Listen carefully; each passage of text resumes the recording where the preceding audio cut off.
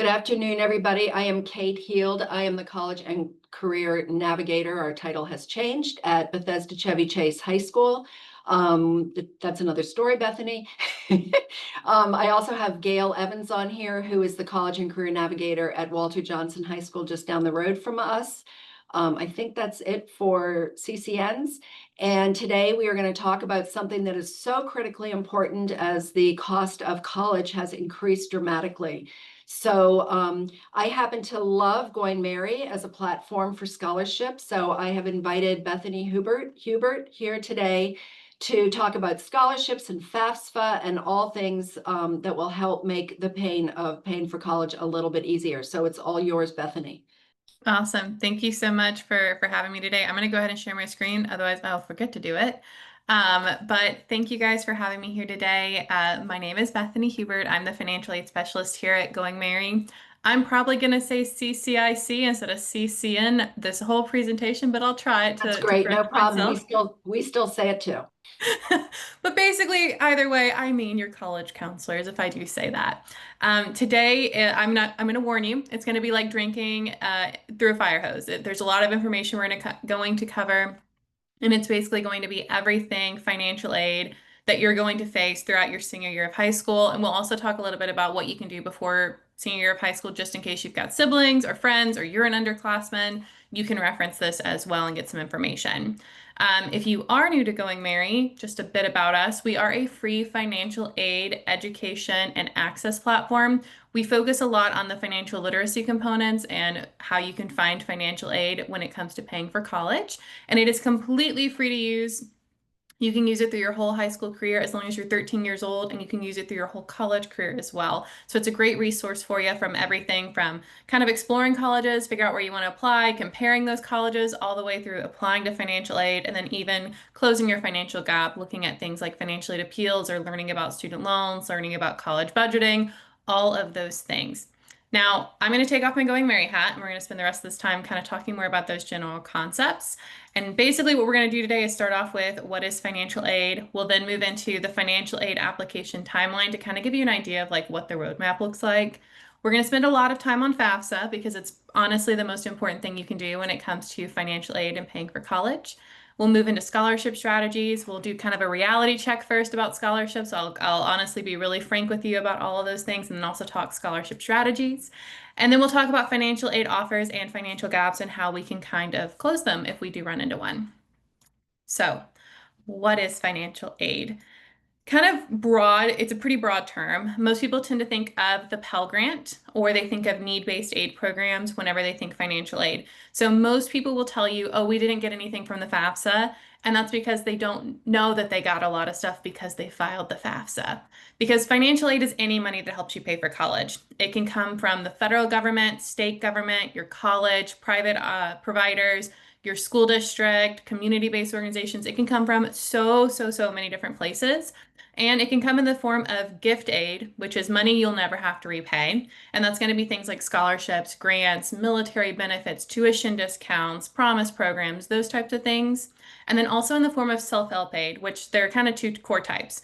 Work study, which is financial aid that you earn as you work throughout college. So you have to pay the cost of that work study program up front, and then you work and earn a wage.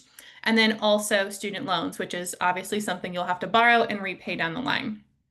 The big thing as you go forward is I want you to ask yourself, how do you want to pay for college? Do you want to use gift aid? Do you want to use as much gift aid as possible? And then what we need to do to make sure that we accomplish that, which is going to be things like filing the FAFSA, the One App, all of those things, making sure we do it in a timely manner and really prioritizing those applications. I do also want to say, I know student loans are scary. There's no shame in if you need to take out a student loan, but we really want to talk about how we strategically minimize the reliance on those as much as possible. And then if you do get to a place where you're looking at them, what do we do next? What do we need to consider? What do we need to know about student loans? Okay, now financial aid application timeline is the next thing we're going to talk about. And before I go on, I did want to say if you have questions as I'm going through, feel free to drop them in the chat. If I catch my eye on them, I'll try and answer them if it's in a timely place. And if not, we'll make sure to do them at the end as well. I'll circle back. So if it's easier for you to keep notes that way, feel free to do that. But when it comes to financial aid application timeline, there's actually quite a lot we can do before senior year. Things like applying to scholarships.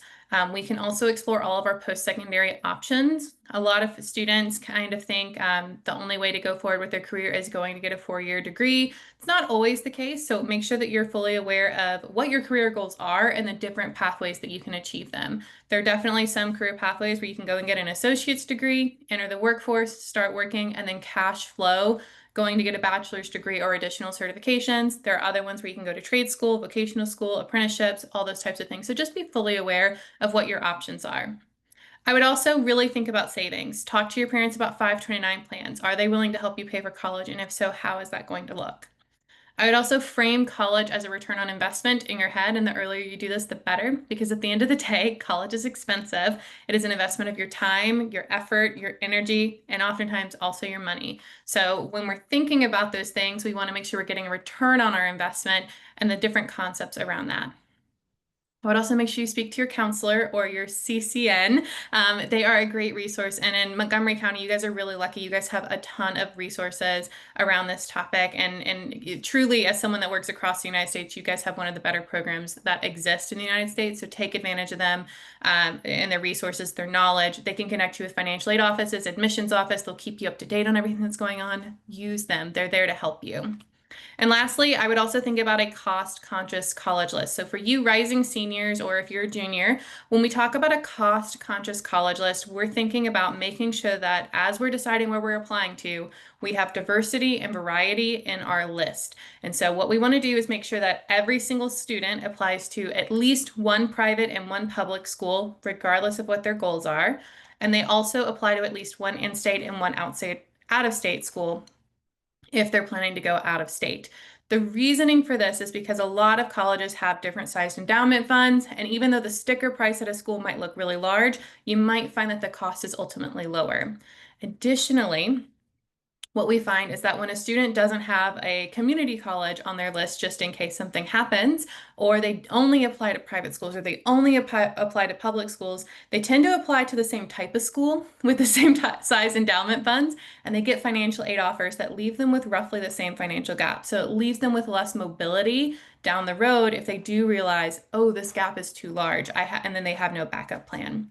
I would also call out, include a meets needs university on your list, at least one.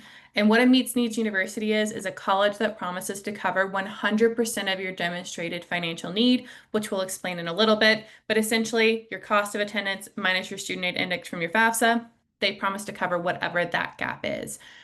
Some promise to do it without loans, some promise to do it with loans. So just be mindful of that, but I would have at least one on your list because that's good to have in your back pocket.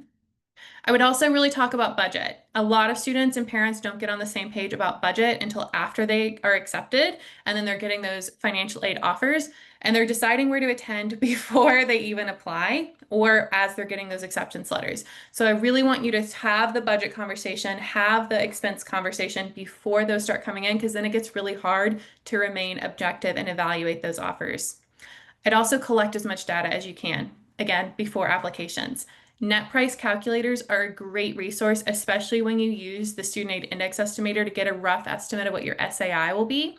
And that's going to be able to give you a better picture of not just what the sticker price is, but what your out-of-pocket price might be based on your family's financial circumstances. So it can give you a better idea of the amount of aid that college can offer. It's really important to do this, and I really encourage you to be mindful as you're making that college list, and kind of evaluate, making sure you're looking at different admissions rates, different cost of attendances, different amounts of aid that each college awards on average. That's going to be really beneficial for you down the road. Now, once senior year starts, it's really go time. We're talking about the FAFSA and also the Maryland Higher Education Commission's One App. You want to make sure that you are doing both of these as early as possible. FAFSA opens up in October, and so you want to be able to get that taken care of as early as possible.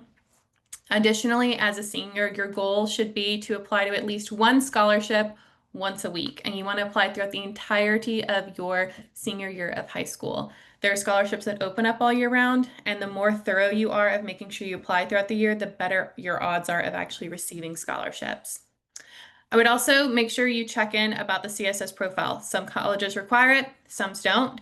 I will also call out here that the CSS profile is not a replacement for the FAFSA. That is a common misunderstanding.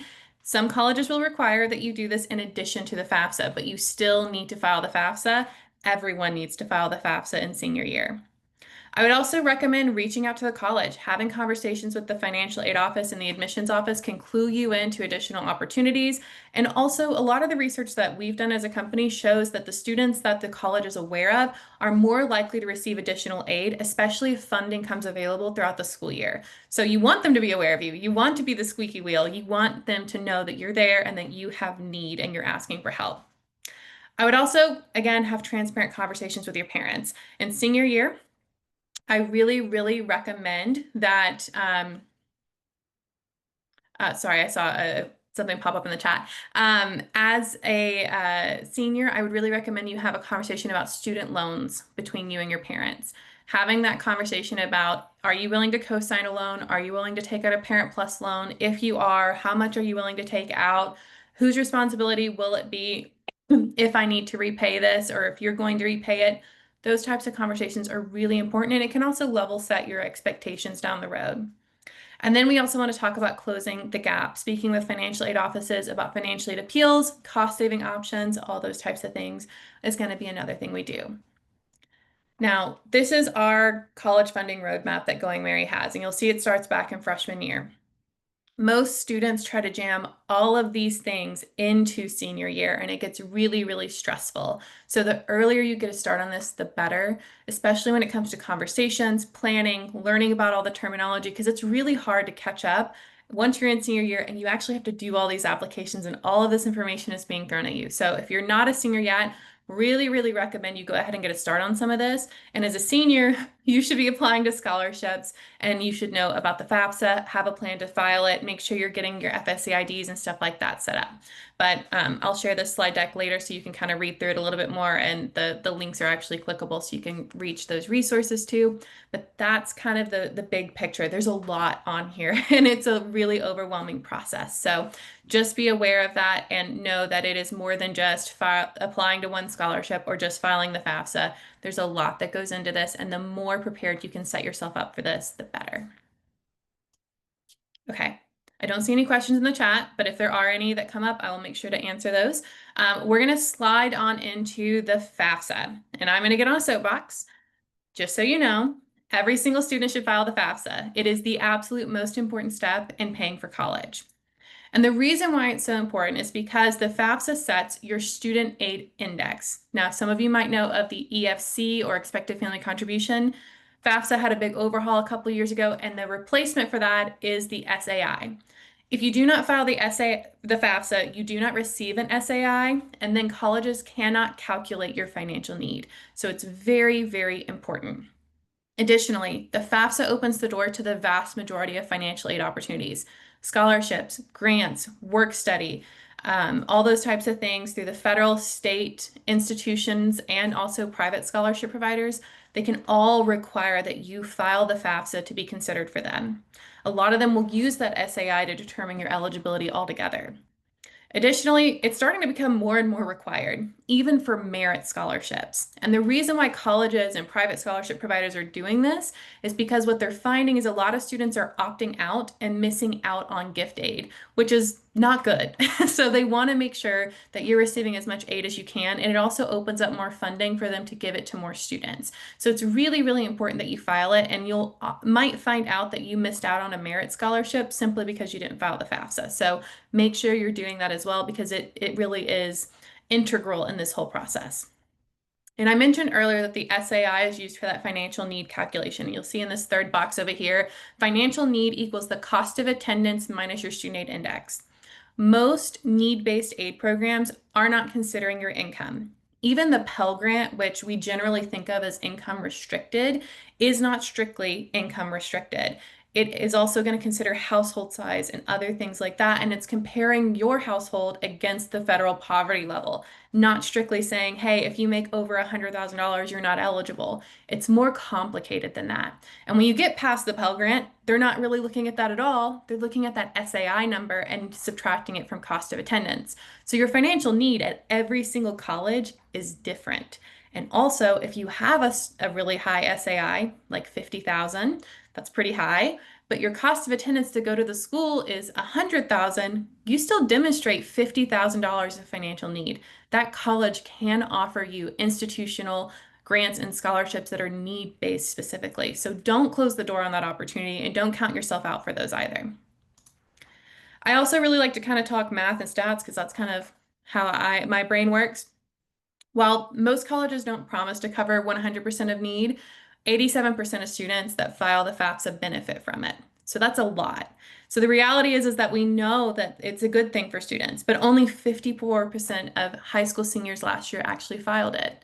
So how many students opted themselves out of these opportunities? Probably a lot. Additionally, we know that about $16,000 is received from students who file the FAFSA as a result of it every single year. I will caveat that it's not strictly gift aid that they're receiving. A lot of times it is federal student loans as well. But about 11,000 of that is going to be in the form of scholarships or grants or gift aid, which is great to see. And it's not all just the Pell Grant, because obviously the Pell Grant has an annual maximum of like around $7,300. So a lot of that is coming from the college that is offering need-based scholarships and need-based grants as well. But there is a lot of money out there that is tied to the FAFSA. The big thing here is just making sure that you have access to it and you are able to be considered for it by filing it. Now, the next thing I want to spend a little bit of time on is what does the FAFSA even do? Because this is a huge misconception. The FAFSA does not give you money. It doesn't tell you what your cost of attendance is, and it's not going to tell you how much money you get. It simply sets your student aid index, and that number is used from the college to then calculate your financial need. And then they go through a process of looking at their funds and what they can award to you, and then they offer you a financial aid offer. It is very, very, very important to understand that your SAI gives you no real information that you can use, doesn't tell you much about anything until you hear from that college's financial aid office. So once you do this, you're going to do it sometime, hopefully in October when it opens up. You're probably not going to hear back from colleges until about February through April. So you're going to be kind of sitting on your hands waiting on those answers. And that is totally normal. And I know it gives a lot of students anxiety and stress. So just be prepared for that. But what they're going to do is determine if you're eligible for the Pell Grant, which once you file the FAFSA, you can determine if you're eligible for that or not really quickly. But you're not necessarily going to know exactly how much aid you're going to receive. And just because it's saying, hey, you're eligible for the Pell Grant, doesn't mean that's all the aid you will receive, because a lot of times colleges will add on to that with institutional scholarships and grants as well. Now, some common FAFSA questions I run into every year are, my family makes a lot of money. Should I even file? And the answer is unequivocally yes. Every single student who is eligible to file the FAFSA should file the FAFSA, as well as every continuing college student. It is incredibly, incredibly important, and it is tied to the vast majority of opportunities. The next one I get is, when should I file the FAFSA? And what I would tell you here is that as a high school senior, you're going to file the 2026-2027 FAFSA, and it should open in October, like October 1st. The reason why I'm kind of hesitant to say that is because in the past couple of years it's opened later, but the Department of Education has committed to October 1st, so I'm just going to kind of run with it.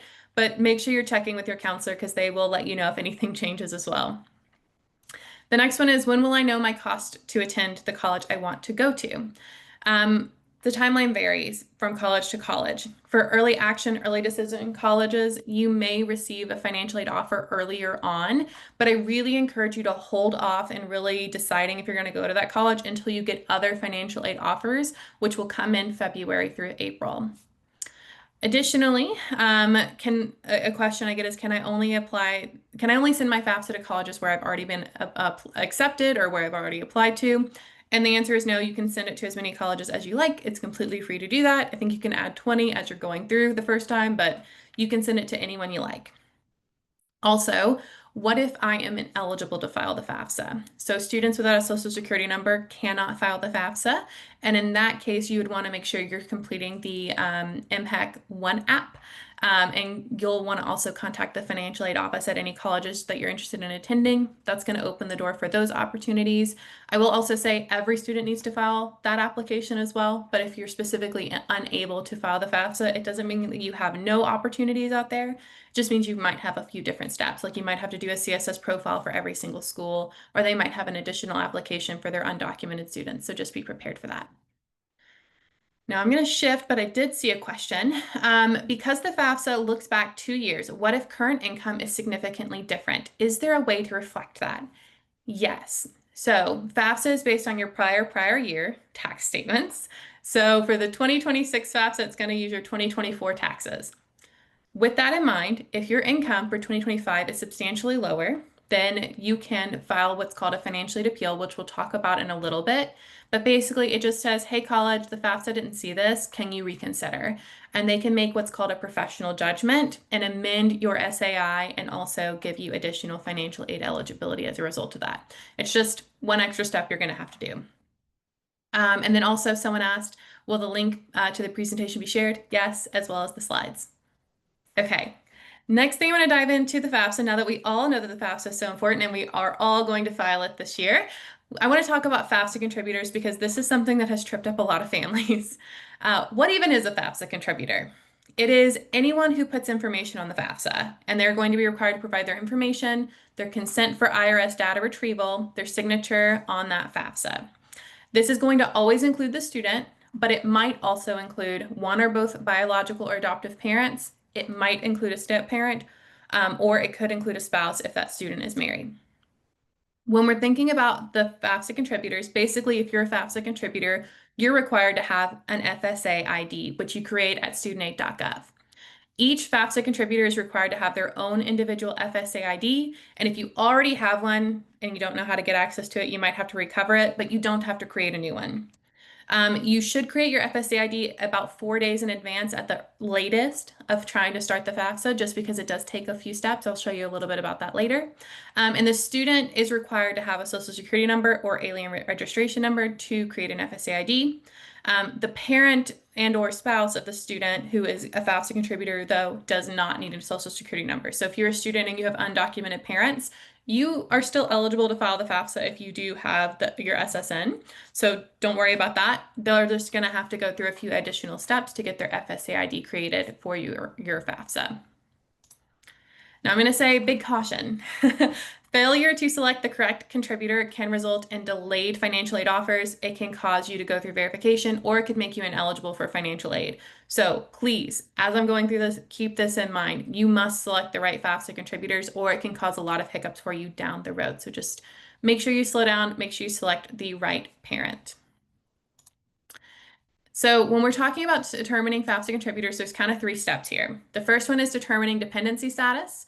The second one is determining which of the parents needs to be a parent contributor. And then if there are some unusual circumstances for the student, which are uncommon, but they do exist, like if the student is unsafe in contacting the parent or if they're estranged, then we need to talk about a dependency override.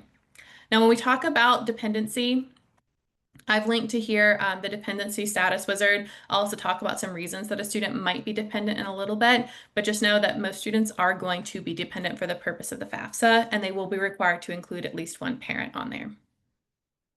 So when we're deciding which parents are the FAFSA contributors, the first step in this is which parent, if the parents are married. So if your parents are married, then we're going to ask, do you file your taxes jointly or separately? If parents file their taxes jointly, then only one parent is a parent contributor and only one will be required to have an FSA ID. So pretty simple. The other parent's just going to sign and consent for their IRS data retrieval. If parents file their taxes separately, both parents will be required to have an FSA ID and act as contributors, and both will put all of their information, sign, consent, everything on that student's FSA, or on their FAFSA rather. So that's really kind of the differentiator there. If you're married, how do you file your taxes? That's going to tell you if you need one parent or both parents on the FAFSA. If parents are not married, but they live together, then regardless of current or previous marital status or relationship status, both parents are FAFSA contributors, both need an FSA ID, both put the information, consent, and sign on that student's FAFSA. So that one's pretty simple. If the parents don't live together, then the question we're going to ask is, if they're not married and they don't live together, does one parent provide greater financial support to the student? And we're going to ask, in the last 12 months specifically, did one parent provide greater financial support to the student? If we can definitively answer that one parent does, then that specific parent will be that student's FAFSA contributor and will need an FSA ID. If we determine that both parents, though, provided exactly equal financial support over the past 12 months, and it is only the last 12 months that we're looking at, then the parent with the greater income and assets is the FAFSA contributor and will need that FSA ID. Now, there's also kind of a caveat here at the bottom. If the parent contributor that is selected is remarried and they file their taxes separately from their spouse, then that step parent is also a FAFSA contributor and also needs an FSA ID. So there's a lot of steps here. They have to go in that specific order. I know it's a lot, and if you're confused, still feel free to ask your situation and I can tell you which one of the parents would be selected. But you have to ask first, are you married? If yes, how do you file your taxes? If you're not married and you don't live together, if you are not married but live together, then both parents are FAFSA contributors. And then if you are not married and do not live together, it's the question of who provided greater financial support or who has the greater income and assets if both parents provided equal support. I also saw a question, what would the FAFSA would be if I just moved to the US and our family does not have any taxes to report yet? Yeah, you'll need to have paid taxes for 3 years to qualify. Okay, making sure I read that question correctly, sorry. Okay, cautions here. Most students are going to be dependent for the FAFSA. And as a result, if your student is dependent, they will be required to include their parent or parents' information on the FAFSA. The reality is most students are dependent as a high school senior because they weren't born before January 1st, 2002. They're not married. They aren't veterans or active duty. They don't have dependents themselves. They're not working on a master's or a doctorate. There's also some circumstances where if after the age of 13 they were an orphan or a ward of the state in foster care, they were in illegal guardianship, or they were homeless or at risk of being homeless, those students are independent. But for most high school seniors, they're going to be dependent. And if you're curious if that applies to you, if you might be independent, I would recommend reaching out to your counselor and chatting through it. There's also a really great wizard, is what they call it, on studentaid.gov that can help you walk through that. There's like 12 questions you answer yes or no. And if you answer yes to any of them, then you're independent. Additionally, if you are a dependent student and your parents refuse to act as a parent contributor, this will cause you to be ineligible for federal student aid. You must, as a parent, put your information on the FAFSA. And if you don't, then your student's only going to be considered for unsubsidized student loans, which is not ideal. We want them to get gift aid. We don't want them to have to repay everything. Now, there are kind of a couple of reasons why I see parents be resistant to putting their information on the FAFSA. The first one is just that they assume they won't be eligible, that the student won't get anything, so it's kind of pointless and a waste of their time. It's completely inaccurate. And the reality is most parents and students don't understand what they get as a result of the FAFSA, and so they misattribute what financial aid they received as a result of it. So really important to understand, even if you did get nothing, which is rather unlikely, 87% get financial aid as a result of the FAFSA. Even if you are one of those people, it's better to have opened that door and had that opportunity than to not. The other thing I see is that parents are concerned about providing more information to the government. And the reality is that if you filed your taxes, you're not providing anything new. It's already there because it's just pulling that information in and you're just providing consent to have that used for your students' student aid eligibility. My only caveat here is I know there are some parents that are undocumented or students that have parents that are undocumented and they are nervous about providing information to the government. And I fully understand that. It's something we talked with a lot of families last year. So if you are concerned about that, I would first speak to a financial aid office or to your high school counselor before deciding to fully opt out of the FAFSA. It is really, really important. It does open the door to most opportunities. So if you can and you feel comfortable with it and you are a parent that is undocumented, I would really recommend still moving forward with it. But obviously that's an individual discussion and decision, and you do what's right for you and your family. But before you do anything, speak to somebody and ask for some advice or some information first. Another thing I will say, dependency status cannot be altered by claiming the student as not being a dependent on your taxes. Dependency status for FAFSA and dependency status for taxes, they are not linked in any way. So you can't change dependency status by just simply changing that. Also, only biological or adoptive parents are potential FAFSA contributors for the student. Aunts and uncles, siblings, legal guardians, grandparents, foster parents, they are not going to be FAFSA contributors. Also, I'll add a caveat here. If you are a biological or adoptive parent and at any time after the age of 13, your student was in foster care or an orphan or a ward of the state, in illegal, like anything like that, homeless or risk of being homeless in the last year, they might still be considered independent. So slow down and make sure you determine dependency status first before you decide for sure that you belong on that FAFSA. Because there are some circumstances where, you know, a parent now has custody or a foster parent has adopted a student, but they were in foster care at the age of 15. They would qualify as independent and they would not include anyone on their FAFSA. One more that I'll call out here is FAFSA contributors are not determined by looking at who the custodial parent is or who claimed the student on their taxes. Again, these are not linked in any way. We're going to ask those questions that I showed you earlier. Everything else doesn't matter.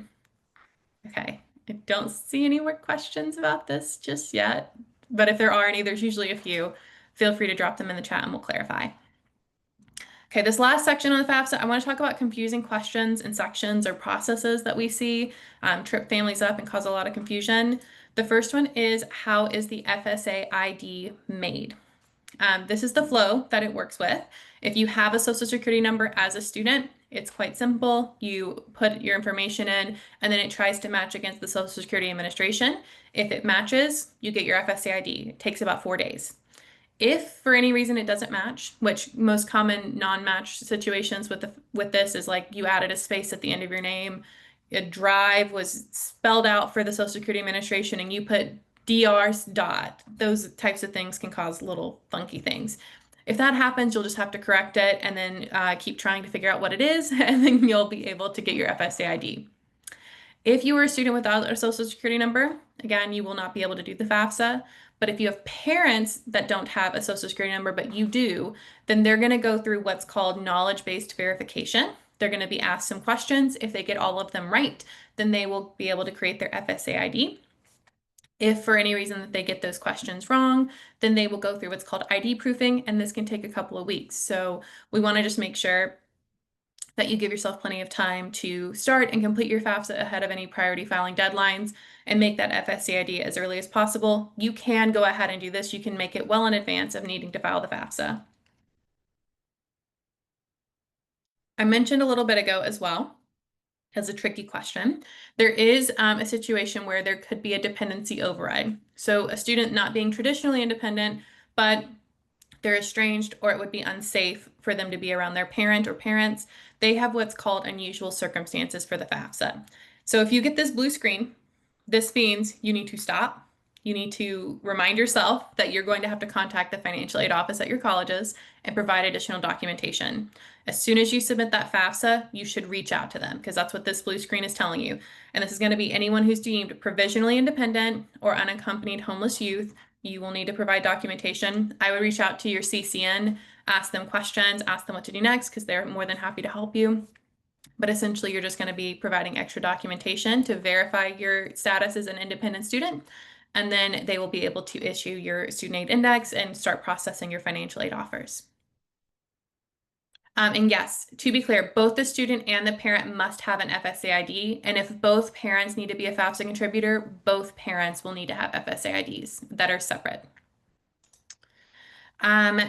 Next one that I see that trips up a lot of families is this question that asks, are the student's parents refusing to provide information on the FAFSA form?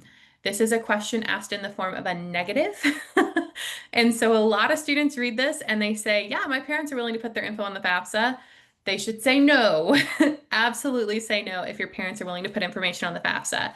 If you do say yes, it will not invite your parents to the FAFSA form, so they won't be able to do that. And you will only be eligible for unsubsidized loans. So just make sure you slow down when you get to this dependent question, because it's one that we see trip up a lot of students and then they have to go back and make corrections. Which one should you make first, the student or the parent? Parents should not make FSAIDs for the student. This is their individual account. I recommend that the student make their FSAID independent from any parent. And they have their own and they have full control over it. As a caveat of why we saw a lot of parents where there was like negative relationships between the student and the parent, it was used as a control mechanism, or in situations where maybe parents were going through a contentious divorce, the wrong parent would kind of like take control of the situation. So I always recommend the student makes their own FSAID independent of the parent and they hold access to that fully independently. And then the parent go and make theirs as well. You don't have to do one before the other. You can both go ahead and create it today if you wanted to in advance of the FAFSA. I also saw a question. And then I got a clarification question. Both the student and the parent need their own FSAIDs, just to be clear again. Okay. Next question that I see be pretty confusing on the FAFSA is this one. It's a federal benefits question, and it's specifically around free or reduced lunch.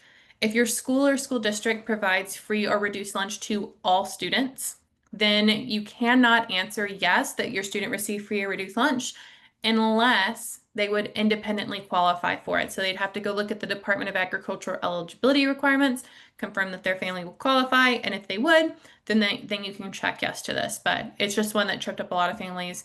There's a lot of schools around the US that do provide free or reduced lunch. So if that applies to y'all, just know that that is one that trips up a lot. Okay, now some FAFSA best filing practices, just to keep in mind. Students should always start the process and should lead the way on the FAFSA. We just found that the FAFSA has less glitches in the last couple of years when this happens. And it also makes sure that the student is obviously involved in the process, that they have control, and then also they can confirm that the correct parent is on there as a FAFSA contributor. Also, everyone should have their FSAIDs before starting the FAFSA. It does take a few days for this to get created, and we recommend this again just because we did see some issues even this past year, not as many by any means as the year before, but just where if you start and stop the FAFSA, things might reset or you might get stuck. And so we always just recommend have FSAIDs ready to go, sit down in one session, have the student start their FAFSA, then invite the correct parent. I also recommend double checking that you've got the correct FAFSA contributors, the parents on there. And then a special one for anyone who has parents that are undocumented, never enter an ITIN or all zeros where the FAFSA is asking for a social security number. If it's asking for a social, it means only the social. In previous years, you would use these instead. That is not the case anymore. You will say, I don't have a social security number, and it'll take you through that process. But do not enter all zeros or anything like that. And if you're curious how you can prepare to file the FAFSA because it's so important, go ahead and make your FSAID at studentaid.gov. Make sure you keep that in a nice, safe, and secure place and never share it with anybody. Identify those FAFSA contributors. And also, if you're curious about what the FAFSA looks like or what it might be asking, I got a couple of resources here, both the FAFSA preparation assignment and the prototype, which can kind of give you an idea of what that looks like. If you're curious what your student aid index would look like, you can use the estimator on studentaid.gov. It'll kind of give you an idea, and then you can plug that into net price calculators. And then if you're curious about how to stay up to date on information, the Going Merry parent and student newsletters are really great, as well as your emails from your counselors, which you should be opening and reading very diligently. I know most don't, but they are very important and they have lots of information. And then also file the FAFSA as early as you can. It opens up on October 1st. Make sure that you start it as quickly as possible, and also pay attention to any priority filing deadlines. Some colleges have some as early as November, so just keep that in mind, filing the FAFSA ahead of that. Additionally, after you file, make sure you do the NDCAPS One app. That's really important. Confirm if your college needs a CSS profile in addition to the FAFSA and complete that if you do. Keep applying to scholarships and talk to the financial aid office if you have any questions or concerns about the financial aid timeline or wondering when you're going to get your offer. And I really want to stress this. Please do not commit to a college in your heart or literally on paper until you have compared financial aid offers. It's best for you to kind of remain objective, compare those offers, and really look at the numbers before you know where you're going to attend. Okay. FAFSA opens up on October 1st. Just to clarify, I don't know if I said November 1st by accident. It's always possible. But make sure you do it as early as possible. I always recommend, by the way, that you complete the FAFSA by January 1st or at least 2 weeks in advance of the earliest priority deadline. I've seen some as early as November 1st, November 15th. So just you want to check with your college to figure out what their priority deadline is and file 2 weeks in advance of that at the very latest. How crucial is it to continue to file the FAFSA throughout college? Absolutely crucial. If you file it one year and you don't file it the next, you won't be considered the next year for any of those need-based aid programs. And you might not be considered for merit aid either, depending on that school's policy. What are the chances of you getting more aid? It depends on your circumstances. Say a parent loses their job. Having filed the FAFSA, you'd be able to file a financial aid appeal throughout the school year, explain your circumstances, and potentially qualify for more aid in the middle of the school year. The next year, you could also see that your income has dropped and then qualify for more aid as well. It just really depends on that individual family and their circumstances. But it's best to always file it and to have that option in your back pocket, basically. Okay. I don't see any more FAFSA questions, but we have plenty of time at the end if any come up. I'm going to talk scholarship strategies really quickly. First thing I want to talk about is quick stats. There are a lot of scholarships out there. There are millions of scholarships, and there's $140 billion dollars worth of them out there. Most students are fully eligible for about 50 to 100 scholarships, meaning they have a good chance of winning those. And on average, students receive and leverage about $7,300 in scholarships to go to college. Health, humanities, business, and technology majors are the most likely to receive scholarships. And you're generally going to see that private nonprofit institutions award the vast majority of institutional scholarships, with their awards on average being somewhere in the $22,000 range, whereas public institutions award far less. This is going to be tied to, obviously, those endowment funds. Some not so nice stuff. Only 42% of scholarships can be Googled, meaning they're hard to find. You're going to have to put effort in. Additionally, only 0.2% of scholarships are worth over $25,000. Only 0.1% of scholarships are what we call full tuition scholarships or full ride scholarships, and only 1.5% of scholarships are full tuition. 50% of students who receive scholarships from outside scholarship providers experience scholarship displacement. Basically, the college takes away any scholarship, some scholarships that they gave you to offset the ones that you received from an outside donor. And also, the average notification time for scholarship providers is 4 to 6 months, and most will not ever get back to you if you were not selected, and it can lead to ghosting. And the reason why I'm telling you all of this is because I believe that if we're transparent with students and we give you the tools to understand what's about to happen with scholarships, it's going to be a little bit easier because the scholarship process is incredibly competitive, it's tough, and it is very frustrating for a lot of kids. So why even try? Well, frankly, most students don't. And because most don't, a lot of kids will win multiple scholarships. Additionally, the ones that do try, they typically spend their time focusing on the wrong thing. They focus on those full ride scholarships. They're looking for multi-year awards, and they're very, very uncommon to see out there. And as a result, they receive a lot of applications. And so they're applying to the most competitive opportunities and not even trying for their local $500 or $1,000 scholarship that they have a really good chance of winning. I'd also say that scholarships are only one piece of this puzzle, and I really want to stress that. To make college affordable, you really have to open the door to every single opportunity, and that starts with the FAFSA and selecting an affordable college. But scholarship can absolutely contribute to lowering that cost of attendance, and there are a lot of really great opportunities out there. Unfortunately, just most students don't try, or if they are, they're applying like one time and they'll kind of do 5 or 6 scholarships and then they quit. But you've really got to keep coming back throughout the school year and applying and looking for those opportunities because there's quite a lot out there throughout the whole year. Now, some general tips I would tell you are to choose better odds. Focus on the opportunities you have a better chance of winning, because a scholarship with 10 applicants is a lot less competitive than one with 10,000 applicants. And I'm not saying don't apply to those big name scholarships, you should. It's just that shouldn't be where you're spending 99% of your efforts. That should only be 5% of your time spent on those opportunities. Also, learn about financial aid. Understanding financial aid makes it a lot easier to navigate this process because there's so much information and so many moving parts. And the reality is that if you didn't file your FAFSA or your CSS profile, if your college requires it, it's a huge mistake and it closes the door on tons of scholarships. I would also say the more the merrier. The more scholarships you apply to, the better chance you have of receiving them and the better chance you have of lowering that total cost of college.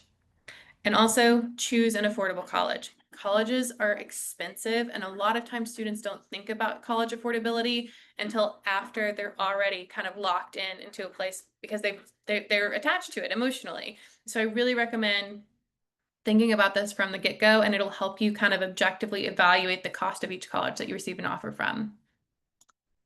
Now, how do we apply those overarching strategies? The first thing is local scholarships, which thankfully Montgomery County has a lot of opportunities, and I've linked it to it here.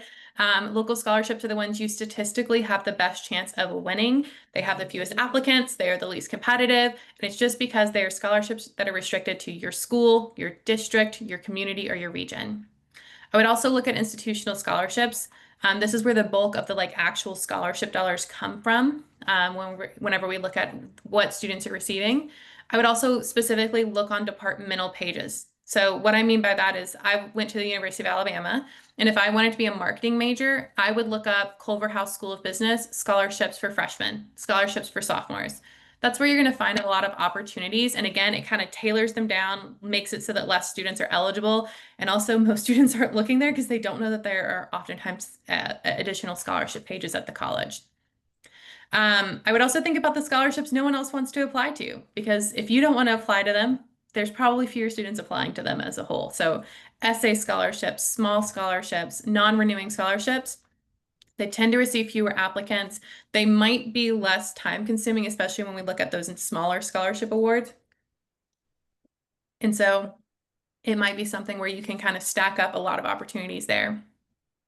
I would also say those niche scholarship opportunities, those scholarships that only you qualify for because you're in STEM or you're a woman, you're a minority, you play baseball, you're first generation, those things that make you unique, those opportunities are going to be really great for you to focus on as well. The ones that can have 10,000 people apply to them, they're going to be harder to win. So just make sure you're kind of focusing in on what's a good fit for you. I'd also recommend using Going Merry. I know your schools oftentimes recommend it. And the reason why is because we are a completely free platform. We vet every scholarship on our platform and then we match them to you to help save you some time.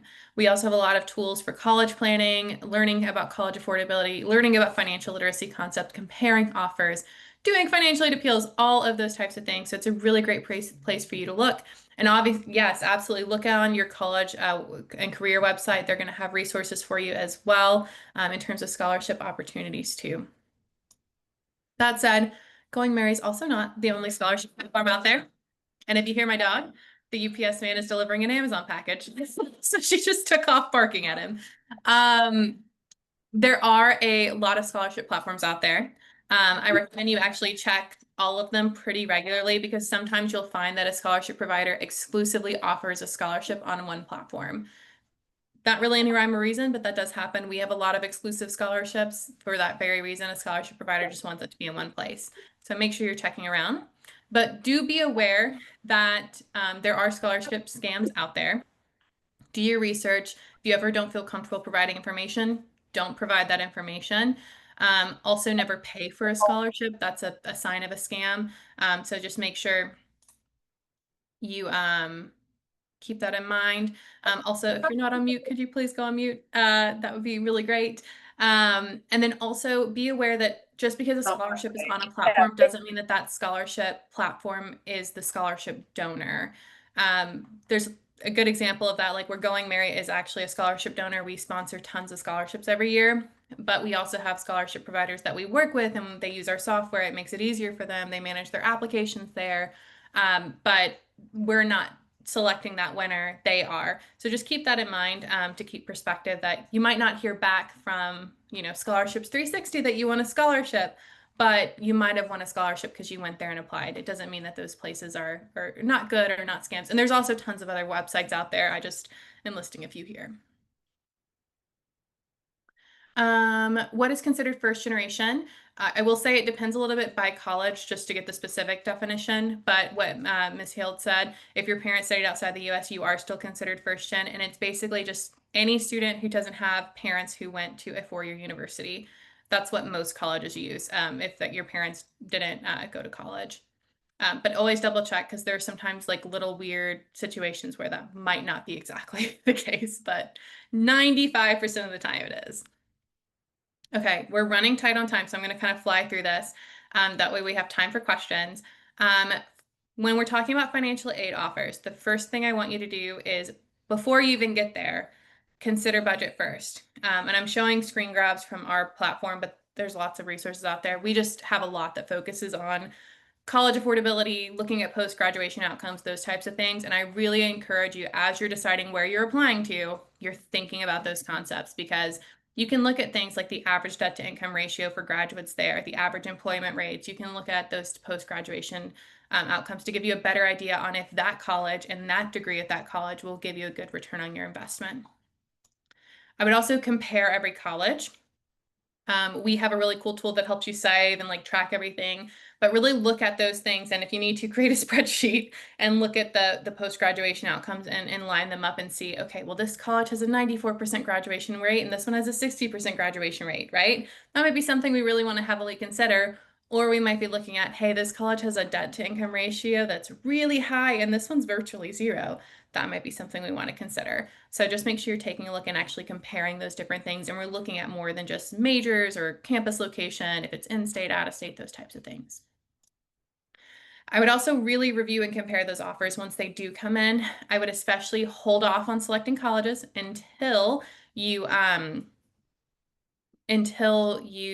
all of the offers in front of you. And the things I want you to think about are the initial sticker price, how much gift aid versus self-help aid you received, the net cost, which is the cost of attendance minus gift aid, as well as your financial gap, which is going to be your cost of attendance minus all of the aid you receive. So your self-help aid in the form of work study, federal student loans, and your family contribution. I'd also look at those post-graduation outcomes, the income, debt to income ratio, all those types of things, as well as total earnings 5 years and 20 years into the futures, and see if you are going to take out loans, especially how much your borrowing would ultimately offset the total extra earnings you would get. Because a lot of kids have this misconception that if I borrow more, I'll probably make more. This is a more prestigious school. And one, that's not the case, but two, and there are situations where it might be, but then you can offset it because you're borrowing so much. So again, I'm showing you screen grabs from our student profile, where the tools that we have there, but there is ways to do this like on pen and paper, pulling up the data. And I'm always happy to walk you through how to do that independently if you're curious, or talk to your counselors and they'll help you out with that as well. And I also mentioned earlier something about a financial aid appeal. This is basically just where you request that your college reconsider their initial financial aid offer. Generally, you're going to find that they're not going to say yes just because you want more money. And I use this screen grab because it's actually funny. This was in one of our demo accounts, and I thought it was pretty funny that it says, your school didn't award me any merit scholarships and I don't want to take out loans. That's not a good reason for an appeal. That's really not. Good reasons are, I received a better offer from another school. My FAFSA didn't reflect this nuanced situation. Our financial circumstances have changed. Those types of things that the college can really go, okay, yes, you don't have the same financial resources that the FAFSA is seeing. We can change things for you. So we've got a tool in our profile that helps you build out a letter, but you can also build one independently. Just know that that's a resource down the road if you are curious. Let's look at duplicated slide. Whoops. And the last thing really quickly, I'm not going to spend much time here, but I do have education about student loans. So if you're curious, you want to know more information about them.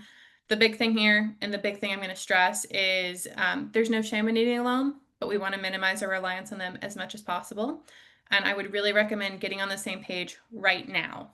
What are you guys willing to do? Are you willing to co-sign a student loan? Will you take out a Parent Plus loan? How much are you willing to borrow? Do you expect me to pay back this loan myself? Do you expect me to assume the loan in some capacity? Those types of things are really important to understand. And I would also call out that if you want to be able to be considered for federal student loans, you need to file the FAFSA. I will also stress, because a really common mistake I see is students will borrow extra for like living expenses, or they won't pay on their loans and the interest accumulates while they're in school. As much as possible, borrow as little as possible, and also try to make payments while you're in school. But there's also some additional best practices listed here if you want to go back and read them.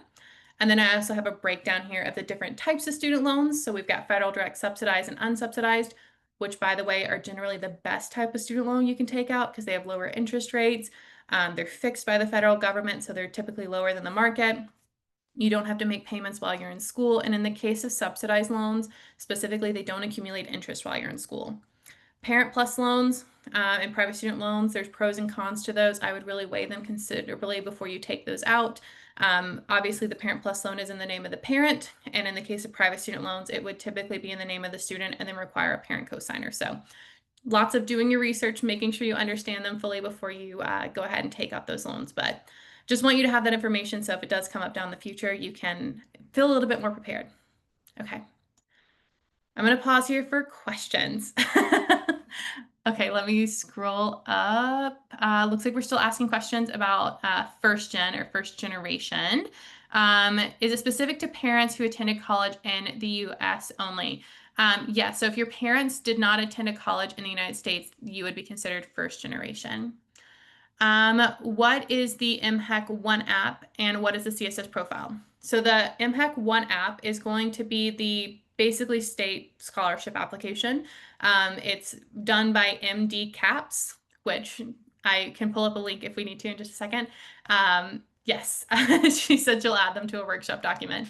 But basically it opens the door for state-based financial aid opportunities. So if you go to college still in the state of Maryland, you would be considered for those opportunities. I will note, to get state financial aid opportunities, you have to stay in state. The CSS profile, it's kind of like an alternative FAFSA form that some colleges use to be able to consider your eligibility for just their institutional aid. So some colleges and some private scholarship providers will use it. It's just because they want different information. They can customize it compared to the FAFSA. It's not going to make you eligible for state grants. It's not going to make you eligible for federal financial aid opportunities. And it's oftentimes not going to make you eligible for a lot of private opportunities either, but it is something you might need to do at some colleges. And if you're curious, you can go to the CSS profile website, and they'll have like a list of colleges to see. And also you can reach out to your financial aid office if you're not 100% sure if you need to do it or not. Okay, I'm gonna pause.